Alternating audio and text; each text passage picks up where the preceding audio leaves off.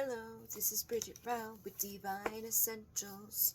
Alright guys, so we're moving on with our complex PTSD, and I'm going to do this one a little bit quicker just because I'm keeping an eye on the analytics of the videos, and I noticed that like when I make a 10-minute long video, only like 4 minutes of it's getting watched. So again, don't want to overwhelm anybody with anything, but we're going to be talking about embracing change. It is human nature to seek safety and stability.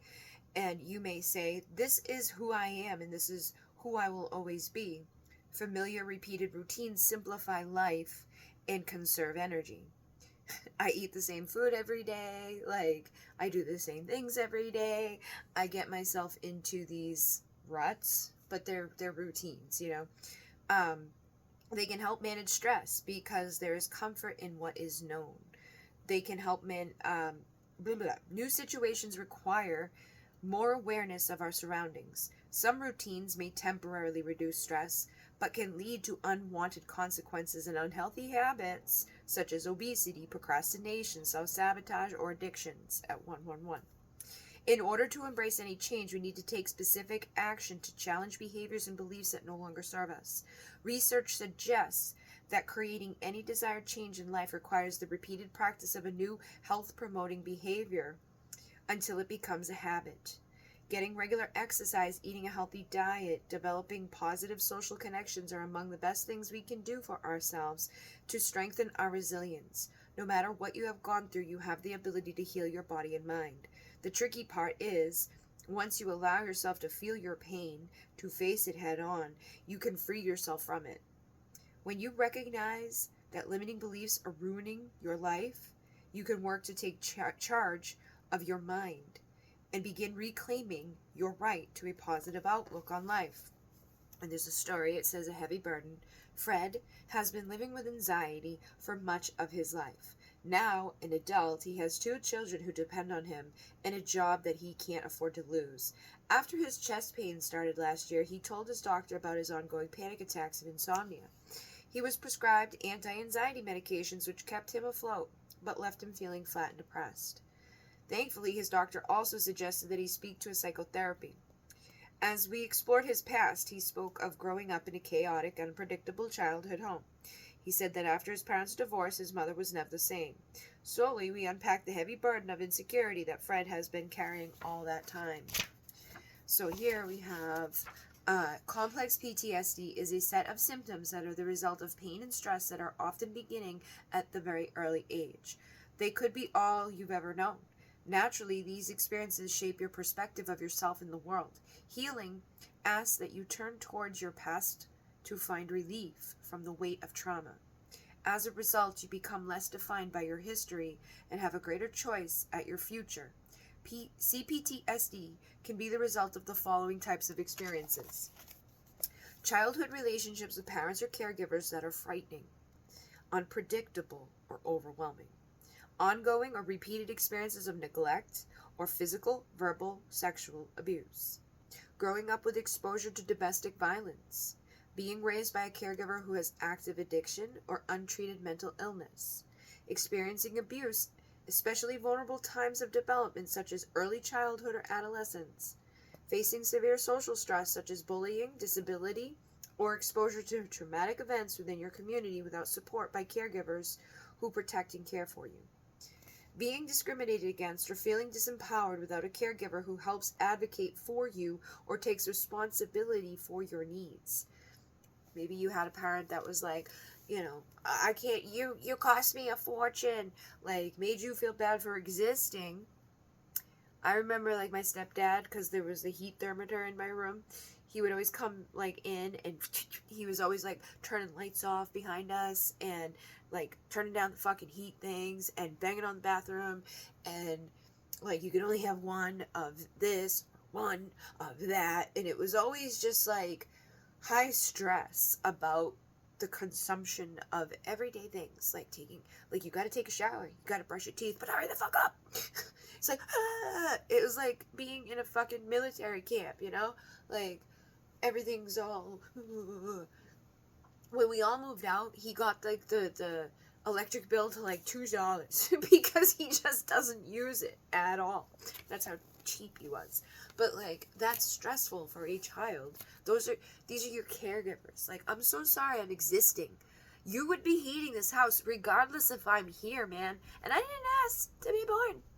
So those things are traumatically ingrained in us. That's not healthy behavior of parents. Your parents shouldn't force you to feel badly about existing or consuming the products and things in the house that you are meant to have, because they, you know, like, again, granted, he was my stepdad, right?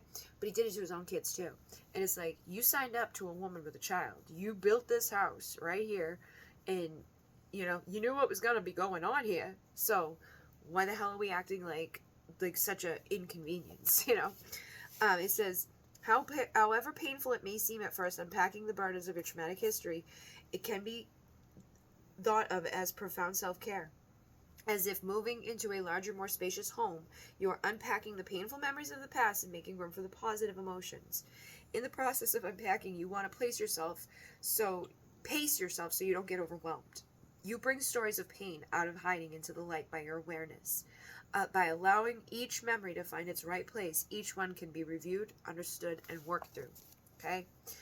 And then tomorrow we'll talk about the common misdiagnosis within all of this. And then there's these 8 contributing factors to the development. You know, a lot of family dynamics, lack of resilience, environments, in utero. Even in utero, you can have trauma go down, okay? Then we're going to talk about attachment theory, and, you know, we'll keep going. We'll keep going with the book, but again, like I said, you know, I don't want to overwhelm people, so thank you very much for liking, commenting, sharing, doing all of those things.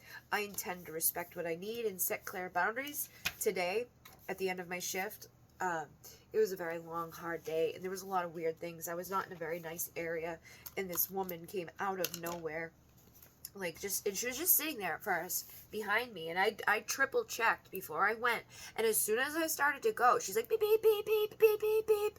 So I looked my head out the window, and she was like doing weird shit to her mouth, and being like, and touching her mouth, and doing weird stuff, and I'm like, I don't know what you're saying, and she's like, and I'm like, whatever. So I drove to the next stop. She follows me and pulls right up beside the van. I leave that door, the big sliding door, open, so it's easier for me to get in and out very quickly. I'm not constantly going and like, and when that's closed, it's hard to know what's coming on that way because I'm not sitting on that side of the van. So I leave it open.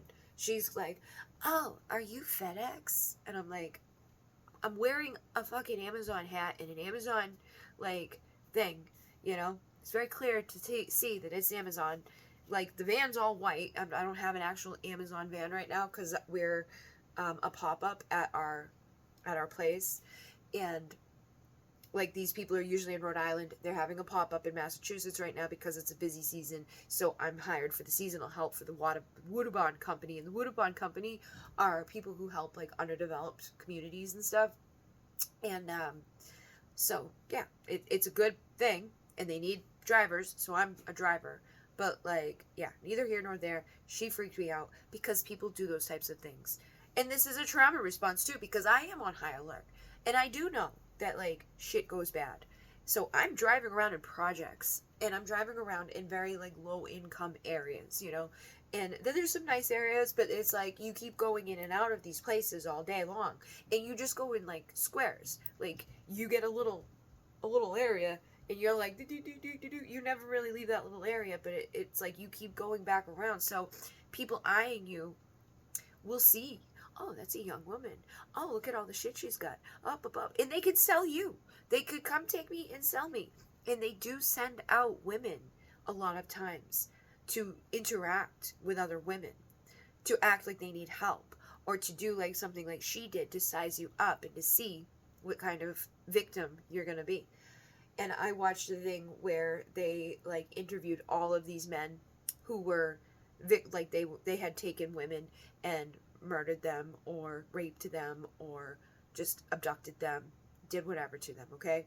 And all across the board, and they surveyed, like, tons of these dudes. They all said the same types of shit. They do not want someone that's going to be loud. They don't like someone that's like on guard. They're looking for somebody that's like on their phone, not paying attention, that they can just grab, put your hand over your mouth, and drag you away without noticing. But if you're like on high alert, you're looking in eyes, you can identify them in a lineup. They don't want that. If you're like, ah, and you start screaming or acting defensive, they don't want that. They just want a submissive, easy to take, easy to do, and drop off or murder or whatever. Someone that's not going to fight. So all you got to do is fight. I was like, okay. So keep that in mind if you're out there. And then for the intention, again, you want to capture your day and then imagine tomorrow. How did you take care of yourself today? At the end of the day, I told the people, because I wanted to be done early so I could get home and make candles and go to bed, and just like today was supposed to be my day off, and went in on my day off, and they gave me 12 bags. Like, oh my god, they've been multiplying every day, and a bunch of overfill. And my overfill today were very heavy. We don't get a dolly, so I'm gonna carry everything. I carried 2 mattresses, 2 box springs. I don't even know how they put a box spring in a box, but they did. And at the end of the day, they were like, can you do a rescue? And I was like, I just made a sound. And she was like, you don't have to. I'm like, I'm in a lot of pain and it's my day off. She's like, it's okay. So me saying no to that was me taking care of myself. A good thing that happened was I've been getting a lot of like responses and stuff on my Facebook videos from people like wanting to see more of my day, and just like connecting with the energy, and like grateful for like me making them laugh.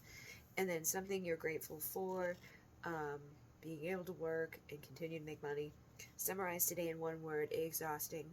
And then imagining tomorrow. What's your intention for tomorrow? Rest. A little bit of rest and recoup. Why is it important to you? Because I'm exhausted and I gotta do my High Priestess Mystery School teaching tomorrow night. And I've been working all week, doing a lot of work. Like, this is like one of the like most physically laborious jobs I've ever had. And how will you embody it? I will force myself to take it easy and not let people or circumstances stress me out to the point where I kill myself, or make myself sick, so then I can't do anything again, because we don't want to go back to that. So anyways, if you're still here, thank you very much for being here. Hopefully, like I said, I want to get those things done in the beginning so people benefit from it. If people are clicking off within 5 minutes, they're not going to benefit from this. So I'm going to try to get the bulk of these things in the beginning, and then people who want to stick around and hear the rest can stick around and hear the rest. Thank you very much, and good night.